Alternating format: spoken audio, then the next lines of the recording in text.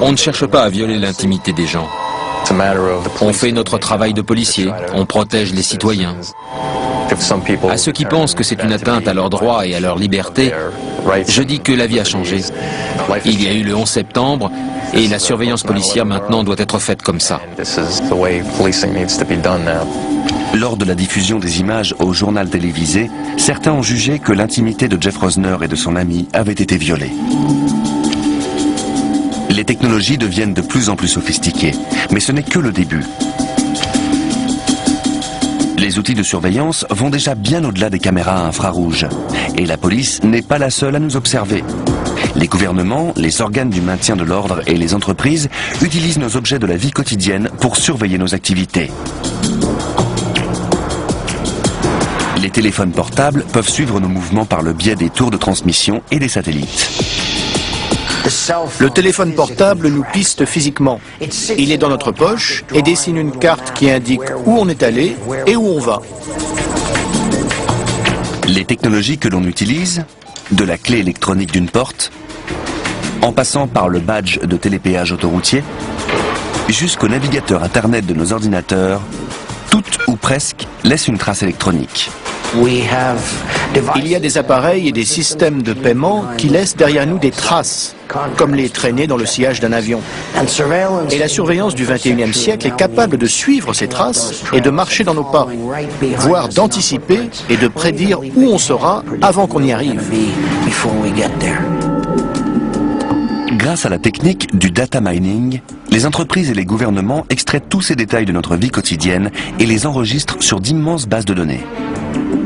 L'école que vous avez fréquentée, ce que vous avez acheté hier, où vous avez mal, combien vous avez épargné pour votre retraite, et même vos mauvais penchants. Ces informations et bien d'autres sont accessibles à ceux qui savent où chercher. Au lieu du grand secret qu'on veut cacher, on a des millions de petites bribes d'informations qui, en s'ajoutant, créent un profil numérique de nous très juste, très précis, très prévisible. Les gouvernements utilisent la surveillance pour la sécurité et le maintien de l'ordre. Les entreprises pour dresser des profils de nos comportements et vendre toujours plus. Plus ces technologies gagnent du terrain, plus il est difficile de se cacher. Les gens sont très prévisibles. Si vous savez où j'étais à 15h15 ces 250 derniers jours, vous pouvez aisément deviner où je serai à 15h15 demain. Et si vous êtes capable de savoir où je serai demain à 15h15, il n'y a presque rien que vous ne puissiez faire. D'ores et déjà, les technologies de surveillance sont partout. Mais il se peut que demain, le système suprême ne nous surveille plus de l'extérieur, mais qu'il soit à l'intérieur de notre corps. Et qu'il ait le pouvoir non seulement de dire qui nous sommes, mais aussi tout ce que nous faisons.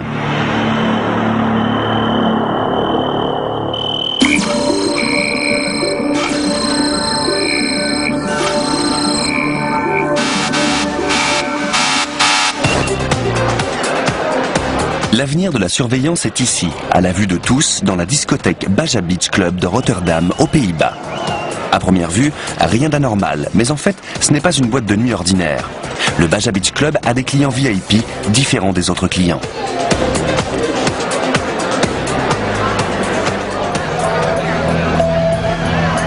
Ils n'ont pas besoin de pièces d'identité ni d'argent pour payer leur consommation. Pour entrer dans le club, il leur suffit de se faire scanner le bras.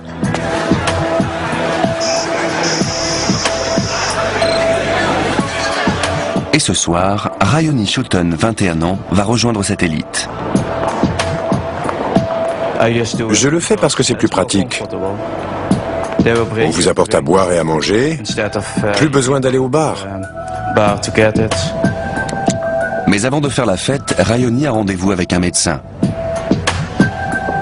Car il va se faire implanter dans le bras une puce électronique. Il s'agit de l'identification par radiofréquence. Une puce RFID est un petit gadget qui transmet un signal radio lu par un scanner. En 2003, le ministre de la Justice mexicain et certains de ses collaborateurs se sont ainsi fait implanter des puces RFID pour avoir accès à des zones sensibles. Bien que ce ne soit pas encore répandu, le médecin de Rayoni a déjà implanté près de 100 puces. Au départ, j'avais des réticences, bien sûr, car il s'agit d'implanter des puces dans des jeunes gens en bonne santé. Mais je crois que c'est l'avenir. Chaque puce a un numéro, et un scanner connecté à une base de données peut révéler instantanément l'identité du porteur, ainsi que bien d'autres renseignements. Mais techniquement, il n'y a pas de limite aux informations que peut contenir une base de données. Voici l'aiguille avec laquelle je vais implanter la puce. La puce elle-même est à peine plus grosse qu'un grain de riz. Elle restera dans le corps de Rayoni jusqu'à la fin de ses jours ou jusqu'à ce qu'il subisse une opération chirurgicale pour la faire enlever. Rayoni doit être anesthésié localement avant l'implantation. La puce est implantée à peine quelques millimètres sous la peau. Si elle était trop près du muscle, elle pourrait l'endommager et Rayoni la sentirait en bougeant.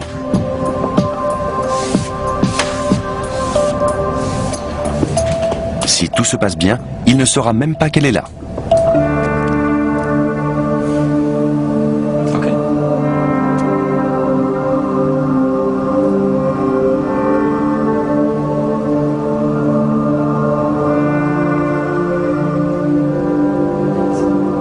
J'enlève l'aiguille et c'est fait. L'opération ne prend que quelques secondes. Et maintenant, l'heure est à la fête. Tandis que les autres doivent payer à l'entrée, lorsque Rayoni arrive au club, son nom et son numéro l'identifient instantanément comme un membre VIP. Il se dirige vers le carré VIP. Il se sert de sa puce pour acheter une boisson.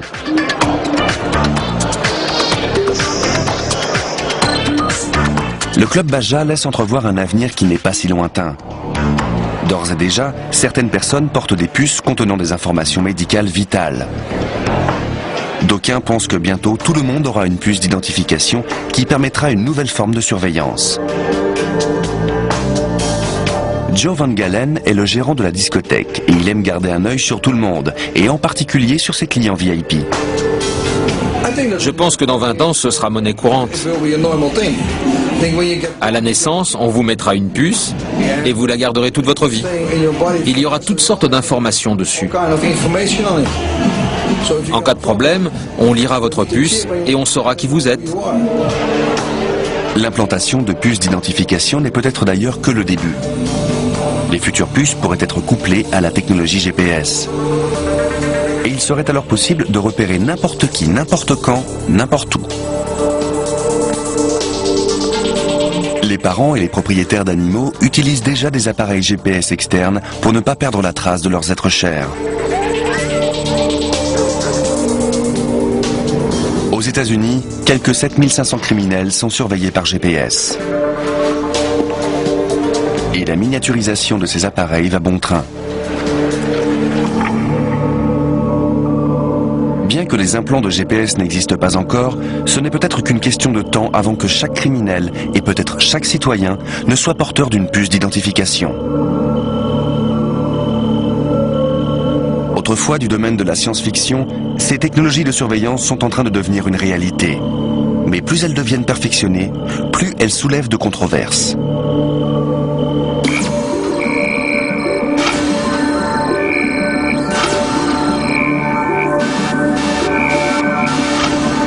Au nom de la sécurité, les sociétés partout dans le monde tentent tant bien que mal de redéfinir la frontière entre surveillance et vie privée. Cette loi permettra d'identifier, de démanteler, de contrecarrer et de punir les terroristes avant qu'ils ne frappent. Quelques mois à peine après les attentats du 11 septembre, le président George Bush donnait secrètement l'ordre au gouvernement d'écouter les conversations téléphoniques de certains Américains sans obtenir de mandat. D'un point de vue technique, espionner des communications n'est pas difficile. Pratiquement tous les appels téléphoniques, tous les fax et tous les emails passent par un réseau de tours et de satellites. Ces données numériques peuvent être interceptées par des paraboles d'écoute ou par des satellites espions. Les États-Unis comptent plus de 30 000 personnes chargées d'écoute réparties dans le monde entier et travaillant avec au moins 100 satellites espions. toutes les 3 minutes, il récolte assez d'informations pour remplir la bibliothèque du Congrès. Les gouvernements nous disent que ces technologies assurent notre sécurité. Mais où cela va-t-il mener ?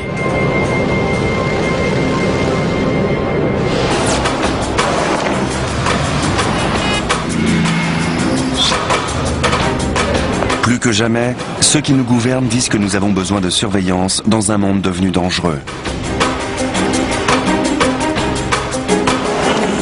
Mais même un demi-million de caméras n'ont pas pu empêcher les attentats de Londres.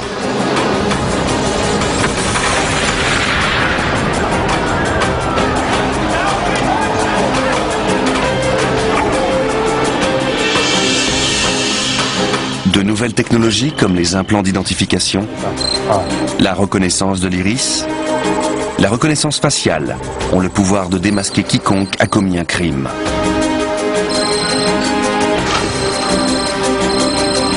Ou franchi une frontière illégalement. Mais elles ont également le pouvoir d'envahir notre intimité. Demain, dans le monde de la surveillance absolue, il n'y aura peut-être plus aucun moyen de se cacher.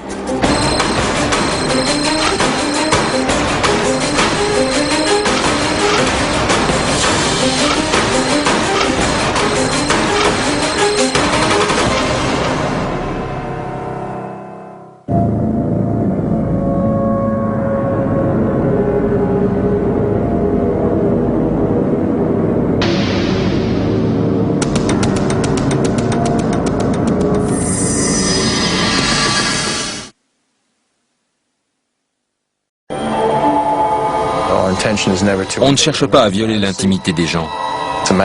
On fait notre travail de policier, on protège les citoyens. À ceux qui pensent que c'est une atteinte à leurs droits et à leur liberté, je dis que la vie a changé.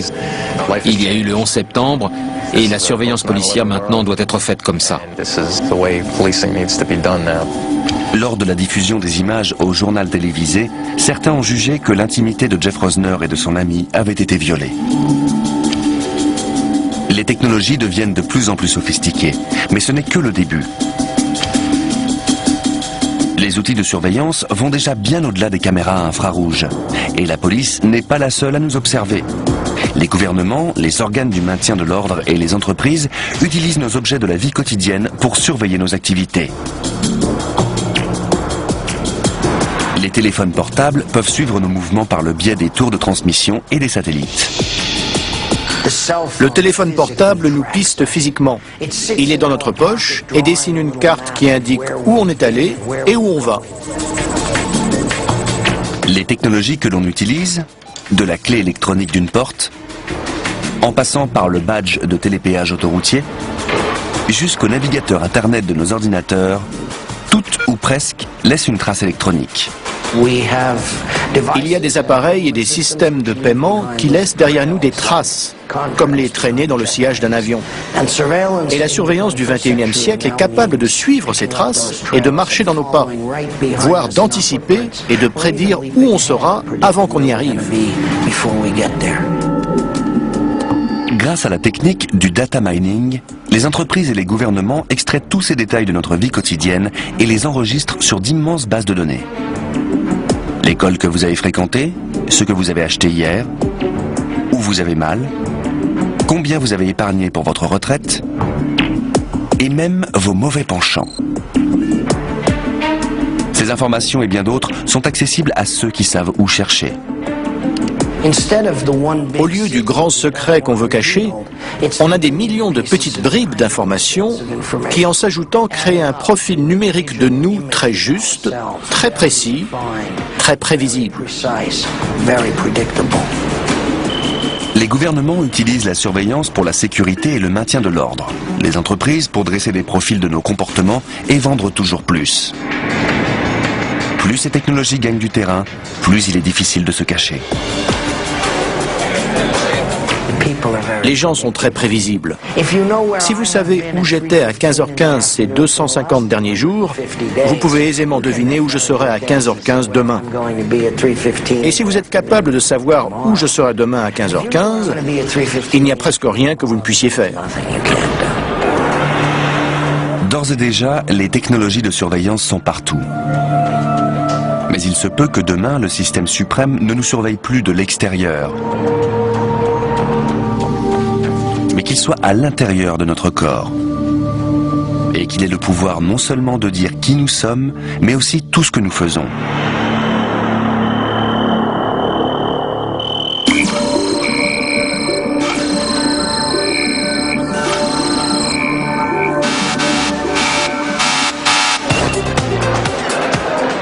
L'avenir de la surveillance est ici, à la vue de tous, dans la discothèque Baja Beach Club de Rotterdam, aux Pays-Bas.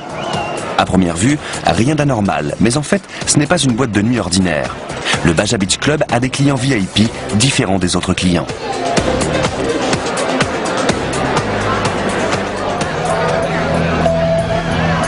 Ils n'ont pas besoin de pièces d'identité ni d'argent pour payer leur consommation.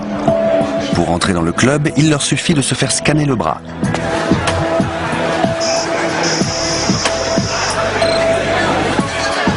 Et ce soir, Rayoni Schutten, 21 ans, va rejoindre cette élite. Je le fais parce que c'est plus pratique. On vous apporte à boire et à manger, plus besoin d'aller au bar. Mais avant de faire la fête, Rayoni a rendez-vous avec un médecin. Car il va se faire implanter dans le bras une puce électronique. Il s'agit de l'identification par radiofréquence. Une puce RFID est un petit gadget qui transmet un signal radio lu par un scanner. En 2003, le ministre de la Justice mexicain et certains de ses collaborateurs se sont ainsi fait implanter des puces RFID pour avoir accès à des zones sensibles. Bien que ce ne soit pas encore répandu, le médecin de Rayoni a déjà implanté près de 100 puces. Au départ, j'avais des réticences, bien sûr, car il s'agit d'implanter des puces dans des jeunes gens en bonne santé. Mais je crois que c'est l'avenir. Chaque puce a un numéro, et un scanner connecté à une base de données peut révéler instantanément l'identité du porteur, ainsi que bien d'autres renseignements. Mais techniquement, il n'y a pas de limite aux informations que peut contenir une base de données. Voici l'aiguille avec laquelle je vais implanter la puce. La puce elle-même est à peine plus grosse qu'un grain de riz. Elle restera dans le corps de Rayoni jusqu'à la fin de ses jours ou jusqu'à ce qu'il subisse une opération chirurgicale pour la faire enlever. Rayoni doit être anesthésié localement avant l'implantation. La puce est implantée à peine quelques millimètres sous la peau. Si elle était trop près du muscle, elle pourrait l'endommager et Rayoni la sentirait en bougeant.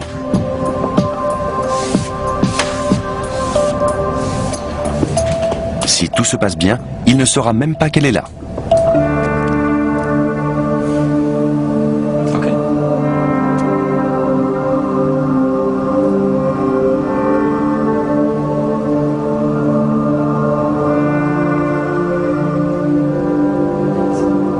J'enlève l'aiguille et c'est fait. L'opération ne prend que quelques secondes. Et maintenant, l'heure est à la fête.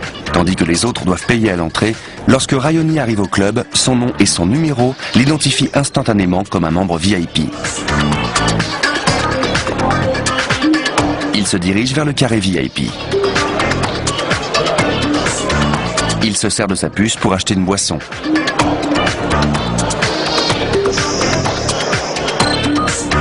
Le club Baja laisse entrevoir un avenir qui n'est pas si lointain. D'ores et déjà, certaines personnes portent des puces contenant des informations médicales vitales. D'aucuns pensent que bientôt tout le monde aura une puce d'identification qui permettra une nouvelle forme de surveillance. Joe Van Galen est le gérant de la discothèque et il aime garder un œil sur tout le monde, et en particulier sur ses clients VIP. Je pense que dans 20 ans, ce sera monnaie courante. À la naissance, on vous mettra une puce et vous la garderez toute votre vie. Il y aura toutes sortes d'informations dessus.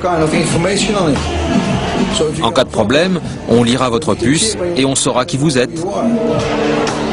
L'implantation de puces d'identification n'est peut-être d'ailleurs que le début. Les futures puces pourraient être couplées à la technologie GPS. Et il serait alors possible de repérer n'importe qui, n'importe quand, n'importe où.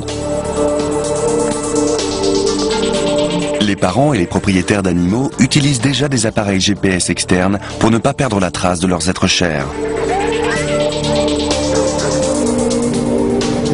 Aux États-Unis, quelques 7500 criminels sont surveillés par GPS. Et la miniaturisation de ces appareils va bon train. Bien que les implants de GPS n'existent pas encore, ce n'est peut-être qu'une question de temps avant que chaque criminel, et peut-être chaque citoyen, ne soit porteur d'une puce d'identification. Autrefois du domaine de la science-fiction, ces technologies de surveillance sont en train de devenir une réalité. Mais plus elles deviennent perfectionnées, plus elles soulèvent de controverses.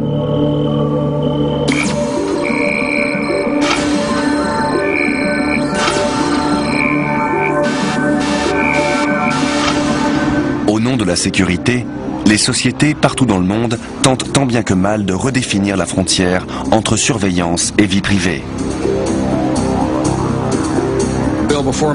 Cette loi permettra d'identifier, de démanteler, de contrecarrer et de punir les terroristes avant qu'ils ne frappent. Quelques mois à peine après les attentats du 11 septembre, le président George Bush donnait secrètement l'ordre au gouvernement d'écouter les conversations téléphoniques de certains Américains sans obtenir de mandat.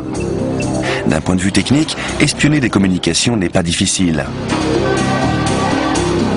Pratiquement tous les appels téléphoniques, tous les fax et tous les emails passent par un réseau de tours et de satellites. Ces données numériques peuvent être interceptées par des paraboles d'écoute ou par des satellites espions. Les États-Unis comptent plus de 30 000 personnes chargées d'écoute réparties dans le monde entier et travaillant avec au moins 100 satellites espions. Toutes les 3 minutes, ils récoltent assez d'informations pour remplir la bibliothèque du Congrès. Les gouvernements nous disent que ces technologies assurent notre sécurité. Mais où cela va-t-il mener ?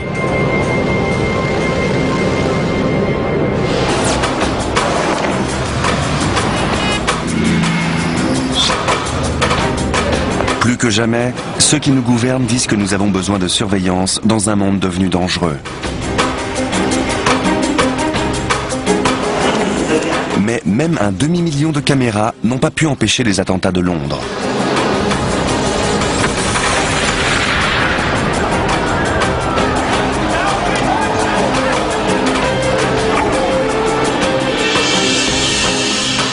De nouvelles technologies comme les implants d'identification, la reconnaissance de l'iris, la reconnaissance faciale ont le pouvoir de démasquer quiconque a commis un crime.